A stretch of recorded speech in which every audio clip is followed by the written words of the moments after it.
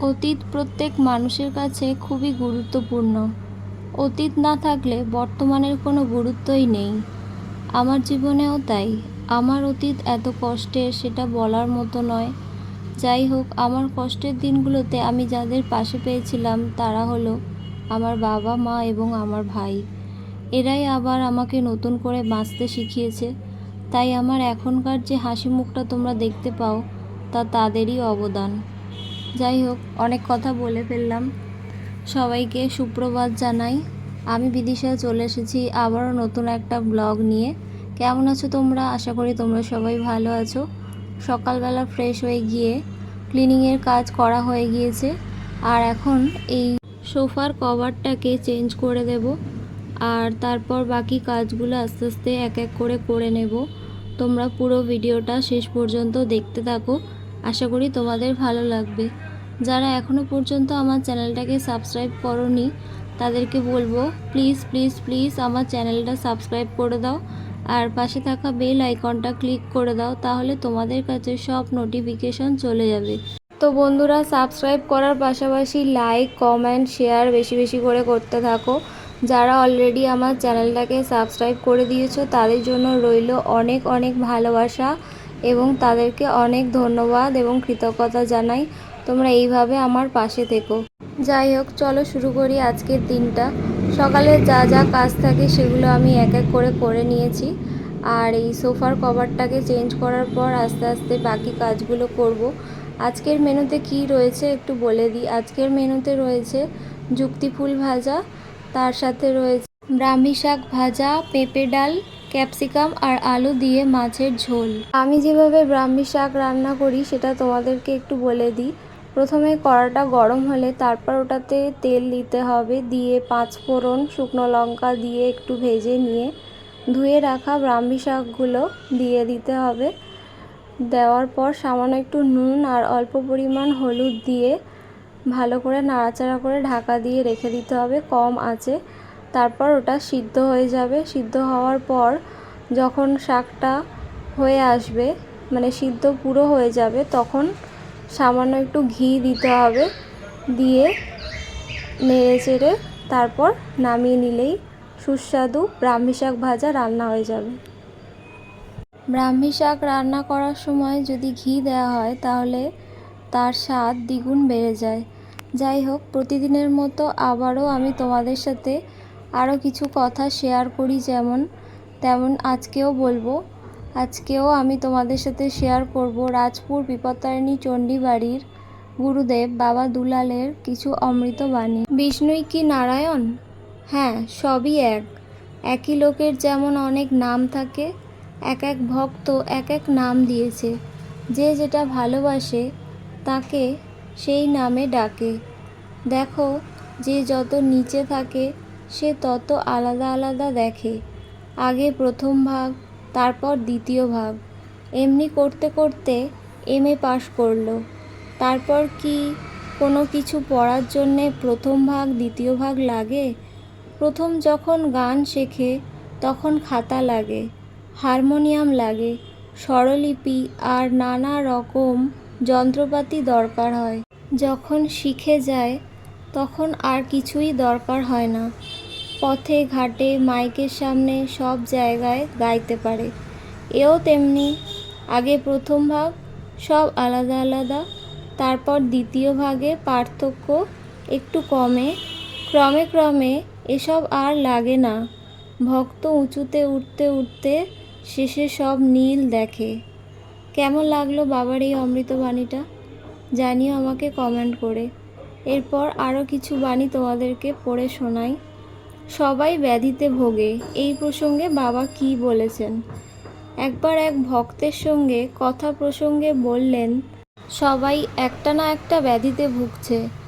তুমি এক ব্যাধিতে ভুগছো, আমি এক ব্যাধিতে ভুগছি, ও এক ব্যাধিতে ভুগছে। রামকৃষ্ণদেব তিনিও এক ব্যাধিতে ভুগতেন। দিন রাত কেবল মা মা, খাওয়া পড়া পোশাক আশাক কোনো দিকে খেয়াল নেই, শুধু মা মা। ওটাও একটা ব্যাধি। তবে কি ব্যাধি তা শুধু তিনিই জানতেন।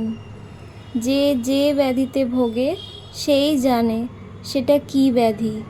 অপরে কি করে বুঝবে সেটা কি ব্যাধি। ভক্ত কেমন সেই প্রসঙ্গে বাবার কিছু কথা। একবার চণ্ডীবাড়ির প্রসঙ্গ নিয়ে এক ব্যক্তি অপর ব্যক্তিকে অনেক কথা শুনিয়ে দেন। তাতে দ্বিতীয় জনের মনে ব্যথা লাগে। বাবার কাছে এসে মনের দুঃখে সব কথা জানান। উত্তরে বাবা বললেন, কৃষ্ণের সাথে থেকে রাধার কি কলঙ্ক হয়েছিল? তাকে অনেক কথা শুনতে হয়েছে, কত গঞ্জনা সইতে হয়েছে, তাতে রাধার কি হলো? আর যারা ব্যথা দিলেন তাদেরই বা কী লাভ হলো? ভক্ত ভক্তই, ভক্তের কি দিকবিদিক জ্ঞান থাকে? ভক্তের মান সম্ভ্রম লজ্জা শরম থাকে না। যেমন ভিখারির মান সম্মান থাকলে ভিক্ষা হয় না। এরপর আমি তোমাদের বলবো গুরুর প্রয়োজন প্রসঙ্গে কিছু কথা। একবার এক ভক্ত জিজ্ঞাসা করলেন, গুরু বরণ করা কি একান্ত দরকার? তাছাড়া কি কোনো উপায় নেই? বাবা মা যতই লেখাপড়া শেখান না কেন, তবু একজন গুরুমশাইয়ের কাছে নিয়ে গিয়ে হাতে করি দেওয়ান। তারপর ক্রমে ক্রমে ছেলে নিজের পথ ধরে। তাই ভগবানকে জানতে গেলে প্রথমে একজন গুরুমশাই ধরতে হয়। রামকৃষ্ণদেবকেও গুরুবরণ করতে হয়েছিল। ভক্তটি পুনরায় জিজ্ঞাসা করলেন, সুরে বোধ হয় তার সাথে যোগ হয়, অথবা তিনি খুব সন্তুষ্ট হন। বাবা বললেন, কি করে বলবো? সেটা নির্ভর করে সাধকের নিজের ভাবের উপর। তার প্রতি যদি লক্ষ্য থাকে তাহলে সুর তাল ছাড়াই যোগ হয়, আর সুর তাল মিলিয়ে গাইতে গেলে তার সাথে বিয়োগ হয়ে যাচ্ছে। কারণ সুর ও তালের দিকে নজর রাখতে হয়। তাছাড়া বিভিন্ন লোক বিভিন্ন প্রকৃতির, সবার তো এক পথ নয়। মা চণ্ডী আমাকে বলেছেন, তুমি বাবা নিত্য কর্ম পদ্ধতির মধ্যে যেও না। যবে থেকে ওগুলো লেখা হয়েছে সেই দিন থেকে আজ পর্যন্ত কত লোক তো চেঁচিয়ে চেঁচিয়ে মন্ত্রপাঠ করলো, কিন্তু তাতে হলো কি?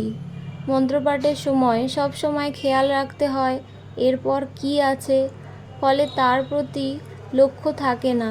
তাই তো তিনি তফাৎ হয়ে যাচ্ছেন। তার চেয়ে নে মা এই ফলটা খা, দেখ মা এই ফুলটা কি সুন্দর, এই সবই ভালো। ভক্তটি বললেন, তার কৃপা অবশ্যই চাই, তাই না? বাবা বললেন, নিশ্চয়ই, তার কৃপা না হলে কিছুই হবে না। আমার এখানে যে তিনি এসেছেন সেটা তার কৃপা। তা না হলে আমার তো জীবন এভাবে যাওয়ার কথা নয়। আর 5 জনের মতো ছেলে পুলে নাতি নাতনি নিয়ে খেটে খেটে অস্থির হওয়ার কথা। কেমন লাগলো বাবার এই অমৃত বাণীগুলো? আমাকে অবশ্যই কমেন্ট করে জানিও। আর সবাই ভালো থেকো, সুস্থ থেকো, আর সবাইকে ভালো রেখো। আর বেশি বেশি করে আমার ব্লগগুলো দেখতে থাকো।